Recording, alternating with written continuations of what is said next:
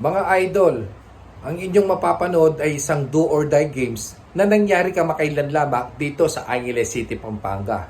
Ang hindi ko lang malaman at pumukaw sa aking atensyon base sa aking napanood na video ay bakit hindi natawagan ni Ref ng foul ang kanyang nasaksihan mismo pa sa kanyang harapan.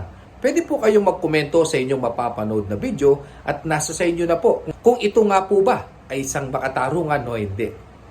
Mga idol, panoorin po ninyo ang video at kayo na po ang bahalang magbigay ng mga komento. Maraming salamat!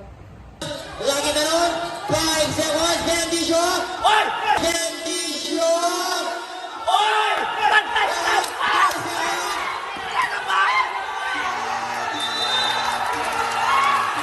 Kung sakaling umabot ka naman idol sa part ng video ito ay maaari ka bang mag-comment kung taga saan ka para naman alam ko kung hanggang saan napadpad ang video ito. At kung gusto mong lagi kang updated sa mga videos na ina-upload ko, ay huwag mong kalimutan ang mag-like, mag-follow sa aking page at mag-share sa aking mga videos. Maraming salamat!